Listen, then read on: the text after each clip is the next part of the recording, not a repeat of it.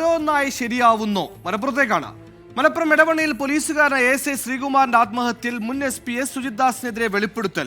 പ്രതികളെ മർദ്ദിക്കാൻ S സുജിത്ദാസ് ഉൾപ്പെടെ നിർബന്ധിച്ചിരുന്നുവെന്നാണ് ശ്രീകുമാറിന്റെ സുഹൃത്ത് നാസർ പറയുന്നത്.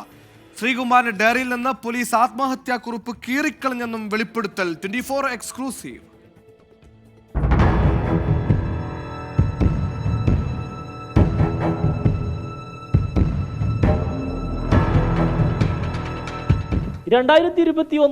ജൂൺ 10 ASI ആയിരുന്ന ശ്രീകുമാറിനെ ആത്മഹത്യ ചെയ്ത നിലയിൽ കണ്ടെത്തിയത്. ശ്രീകുമാറിന്റെ മരണത്തിൽ പോലീസിന് പങ്കുണ്ടെന്ന് PV അൻവർ ആരോപിച്ചിരുന്നു. ഇത് ശരിവെക്കുകയാണ് ശ്രീകുമാറിന്റെ സുഹൃത്ത് എടവണ്ണ സ്വദേശി നാസർ. ഏത് കേസിൽപ്പെടുന്ന പ്രതികളെയും മർദ്ദിക്കാൻ മലപ്പുറം SP ആയിരുന്ന സുജിത്ദാസ് നിർബന്ധിച്ചിരുന്നുവെന്നാണ് നാസറിന്റെ വെളിപ്പെടുത്തൽ.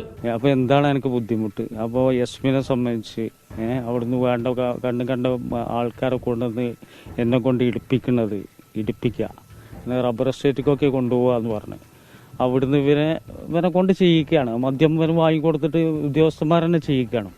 SP ആണ് ഇവരെ കൊണ്ട് ഈ നിർദ്ദേശങ്ങളൊക്കെ കൊടുപ്പിക്കുന്നത്. ശ്രീകുമാറിന്റെ ഡയറിയിൽ നിന്ന് ആത്മഹത്യാക്കുറിപ്പ് പോലീസ് കീറിക്കളയുന്നത് നേരിട്ട് കണ്ടെന്നും നാസർ. ഈ ഉള്ളിലൊക്കെ പോലീസാണ് കൈകാര്യം ചെയ്തത്.